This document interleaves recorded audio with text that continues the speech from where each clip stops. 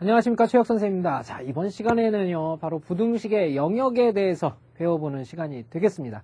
자, 우리가 그동안 항상 등식만 가지고 놀았는데요. 지금부터는 이제 부등식 영역에 대해서 다뤄보는 시간입니다. 자, 오늘 배울 내용은요, 22번째 강의, 바로 82페이지서부터 84페이지에 관한 내용이 되겠네요. 자, 내용 설명 한번 해보도록 할게요.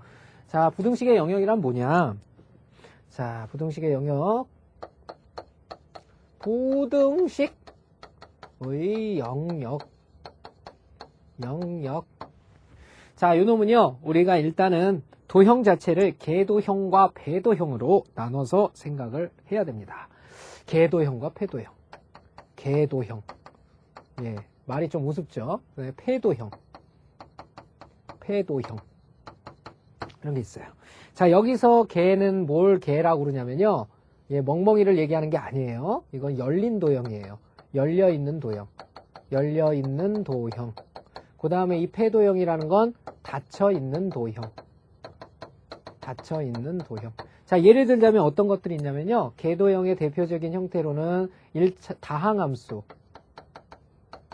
다항함수, 그 다음에 뭐 유리함수, 그 다음에 무리함수, 뭐 이런 것들이 대표적인 열려있는 도형이라고 생각을 하시면 되고요.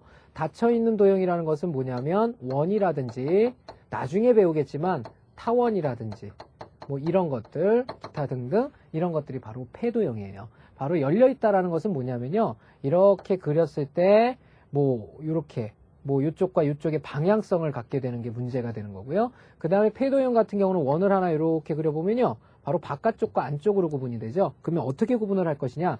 얘는 결국은 이렇게 Y축에 평행한 직선을 그었을 때 요 윗부분 있죠. 요 부분을 우리는 위에 있다라고 얘기하고요. 요 아랫부분 있죠. 여기를 아래에 있다라고 표현을 하게 되는 겁니다. 그래서 결국은 궤도형이라는 것은 뭐가 중요하냐. 궤도형이라는 것은 상하에 대한 개념이 중요해지는 거고요. 폐도형이라는 건 어떻게 돼요? 이쪽이 지금 안쪽이죠. 안쪽이고요. 그 다음에 이쪽이 지금 바깥쪽입니다. 그래서 폐도형은 뭐가 중요하느냐. 바로 안쪽과 바깥쪽에 관한 내용이 중요해지는 거예요. 자, 그러면 이놈을 갖다가 부등식의 영역별로 나타내게 되면 바로 위에 있는 것이 크다니까 바로 크다. y가 크다라고 표현을 하는 거고요. 아래쪽에 있는 것은 y가 작다라고 표현하게 되는 겁니다. 그 다음에 폐도형일 경우에는 안쪽에 있는 것이 바로 y가 작다라고 표현하는 거고요. 바깥쪽에 있는 것이 y가 크다 이렇게 표현해요. 자, 지금 무슨 말인지 모르는 학생 여러분들도 있을 텐데 일단은 이 두 가지를 설명을 들어두시고요. 선생님이 요 자세히 오른쪽에서 더 자세히 설명드릴게요. 자, 예를 한번 들어보겠습니다. 먼저 1차 함수를 예를 들 건데요. 예를 들어서 y는 2x 플러스 1이라는 놈을 생각을 해보고요. 그 다음에 y는 2x 플러스 1보다 크다를 한번 생각해 보고요.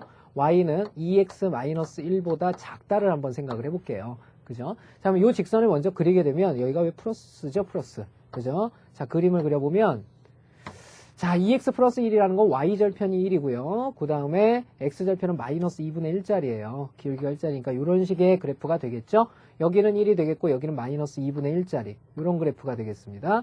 자, 이렇게 됐을 때 자, 요 선 위에 있는 것을 우리는 뭐라고 부르느냐? 바로 y는 2x 플러스 1이라고 합니다. 이렇게. 그죠?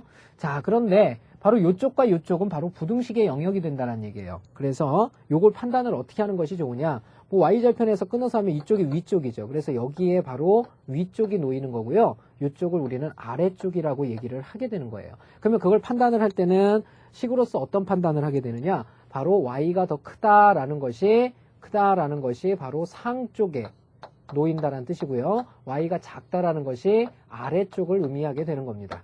무슨 말인지 이해되셨나요? 그러면 예를 들어서 이놈이 y가 2x 플러스 1보다 크다 하게 되면 어느 쪽의 영역을 의미하냐면요. 바로 이쪽의 영역을 의미하는 겁니다. 이렇게 표현을 해주면 돼요. 무슨 말인지 이해가 됩니까? 자, 만약에 여기에 등호가 들어가지 않았다면 경계선 안 포함. 그 다음에 등호가 들어가면 그때는 경계선 포함. 왜? 등호라는 건 바로 이 방정식의 실근이니까, 실근이 아니라 요 선이죠, 요 선. 요 선을 포함한다, 안 포함한다. 그렇게 얘기를 해주면 됩니다.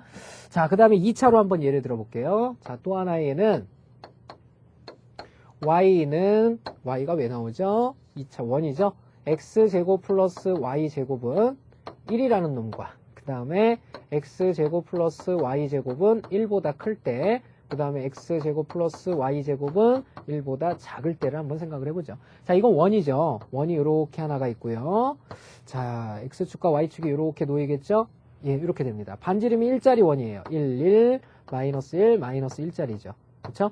자, 그러면 요 놈은 어떻게 해석을 할 거냐? 바로 요 안에 있는 점들은요. 요 위에 있는 점들은 어떻게 되냐면 이 점들의 자취가 x제곱 플러스 y제곱이 1이 되는 점들이에요. 그러면 요것은 여기가 x고 여기가 y란 뜻인데 바로 요 놈의 대각선의 길이죠. 이 대각선의 길이가 1이란 뜻입니다. 그쵸? 자, 그런데 이게 1보다 작아져 버리면 어떻게 돼요? 이 점이 점점 안쪽으로 이렇게 들어오겠죠. 이렇게 띠리리리 들어온단 말이지. 그지?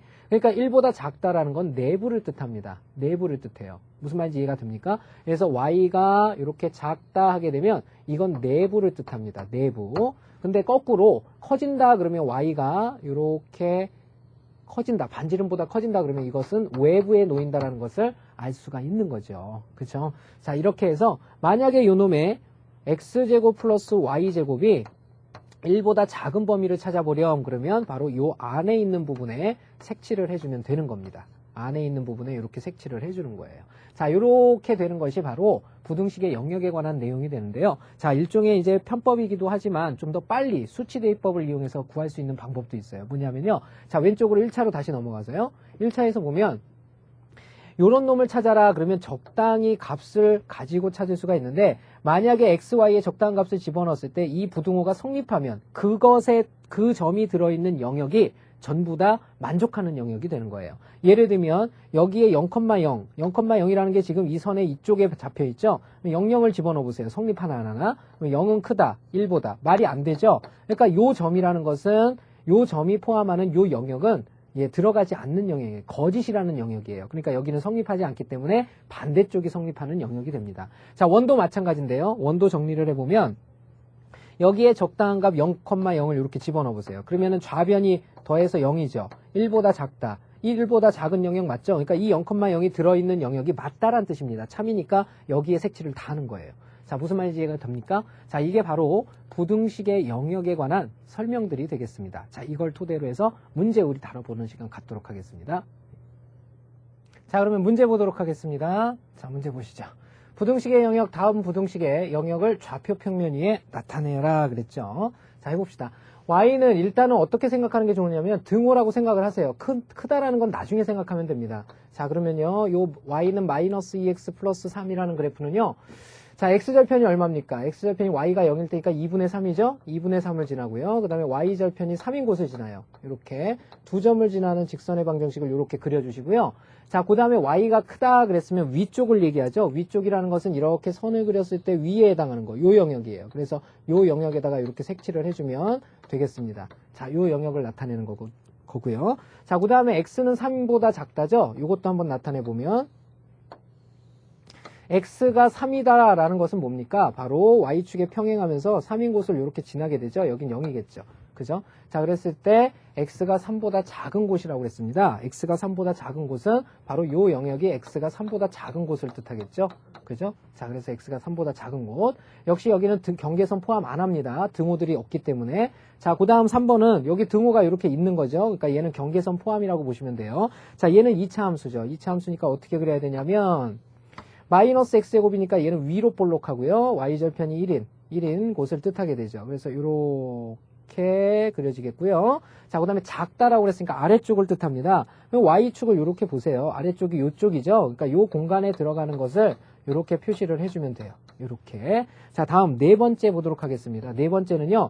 이것은 분수죠, 분수. 그러니까 이렇게 생겼어요. 반비례 그래프니까 이렇게 생겼어요. 이렇게. 그죠? 자, y가 더 크다 그랬으니까 요거는 나눠서 생각을 해야 됩니다. 지금 y축 위에 걸리는 게 없죠. 그래서 이쪽하고 이쪽으로 걸리는 거니까 요 부분하고 요 부분으로 나눠서 생각을 해야 돼요. 그래서 요거는 요쪽 부분하고요. 그 다음에 여기서는 어떻게 됩니까? 요쪽 부분이 되겠죠. 요쪽 부분. 자, 요 안에 들어가는 것입니다. 경계선 포함, 안 포함? 안 포함이라는 거 알 수가 있겠죠. 자, 그 다음에 2번 문제 보도록 하겠습니다. 자, 2번 문제 보면요.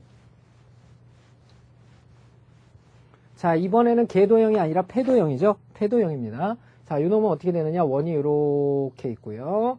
자, 원의 중심이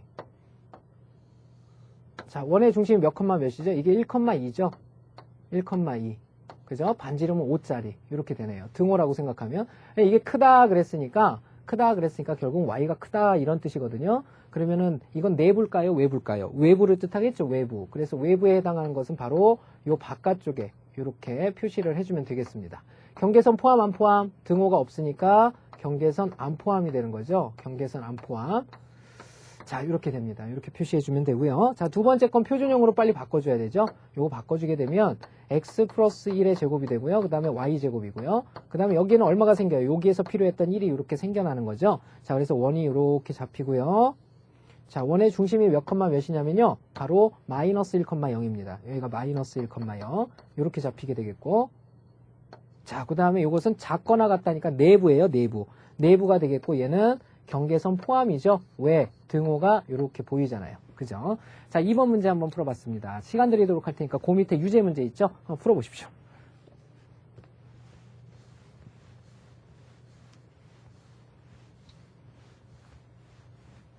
자, 유제풀이 한번 해보도록 하겠습니다. 자, 유제 문제 62번. 63번 두 문제 있는데 62번부터 풀어보죠. y는 마이너스 1보다 크다 그랬습니다. 자, 요것은 이렇게 x축, y축이 있는데 y는 마이너스 1하면 어떻게 돼요? y는 마이너스 1이라는 건 이렇게 마이너스 1인 곳을 지나는 거죠. 자, 근데 위쪽이다 그랬으니까 바로 요 영역을 의미하게 되는 거죠. 자, 이렇게 표시를 해주면 되겠죠. 자, 두 번째는 원이죠. 원. 바꿔줘야 됩니다. 이렇게 가면 x 플러스 2의 제곱, 그 다음에 뒤에 거 y는요. y 플러스 3의 제곱이 되겠죠. 작거나 같다가 되겠고요. 자, 여기서는 4가 생겨요. 플러스 4, 여기서는 플러스 9가 생깁니다. 그러면 이게 9, 13, 16이 되죠. 4의 제곱이 된다는 거 알 수 있네요. 자, 그러면 이 놈은 원이 있는데요. 원이 있는데, 자, 원의 중심이 몇 컴마 몇이 될까요? 이건 x축, y축이 아니에요. 선생님이 일부러 이렇게 잡은 건데요. 얘가 중심이 마이너스 2, 마이너스 3이란 뜻이죠. 그리고 내부라는 거 알 수 있으니까 안쪽 부분, 바로 이 부분을 의미합니다. 이놈도 역시 경계선 포함이죠. 그죠? 경계선 포함. 이렇게 되겠네요. 자, 다음 세 번째 겁니다. 세 번째 건 직선의 방정식이죠. 그죠? 일단 3y로 바꿔줘야 돼요. 그러면 3y는 작거나 같다 2x 플러스 8보다. 이렇게 되고요. y는 작거나 같다. 3분의죠. 3분의 2x 플러스 3분의 8보다. 자, 이렇게 됩니다. 자, 요 직선을 먼저 그려야 되겠죠. 자, 요 놈은 x축, y축이고요. 자, 그 다음에 x절편은 어떻게 됩니까? 요게 사라졌을 때니까 x절편은 마이너스 4예요. 마이너스 4. y절편은 어떻게 돼요? 요게 사라지니까 3분의 8이죠. 3분의 8. 자, 요 두 점을 지나는 직선의 방정식 이렇게 되겠네요. 자, 그러면 y가 크거나 같다가 아니라 작거나죠. 왜냐면 이쪽으로 넘어왔기 때문에. 그러면 아래쪽을 뜻합니다. 아래쪽에 해당하는 건 여기가 되겠죠. 자, 이렇게 되겠고 경계선 역시 포함하게 됩니다. 경계선 포함. 자, 이렇게 해주면 되겠죠. 자, 다음 63번 문제 풀어보도록 하겠습니다. 63번.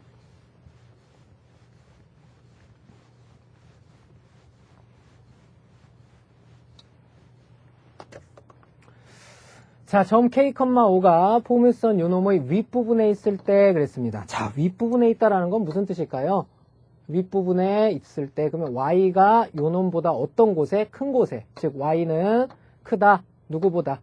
x제곱 플러스 2x 플러스 3보다. 바로 이것이 윗부분을 뜻하는 거죠. 경계를 포함한다 그랬습니다. 경계를 포함한다. 경계를 포함하면 여기 등호가 이렇게 들어가도 된다는 뜻이 되겠죠. 그때 만족하는 k 값의 범위를 구하여라. 즉 x가 k일 때, 요놈이 k일 때 y가 5가 되게 하는 이런 뜻이죠. 요 부등식을 풀어달라는 뜻입니다. 정리한 결과는요. k제곱, 그 다음에 플러스 2k, 그 다음에 플러스 3인데요. 이게 넘어오면 마이너스 2예요. 그죠? 마이너스 2 이렇게 되겠네요. 그러면 마이너스 2가 작거나 같다 0보다가 되겠죠? 이런 k값의 범위를 구하여라 이런 뜻이 되겠네요. 자, 2차 부등식인데요. 이거 잘 보세요.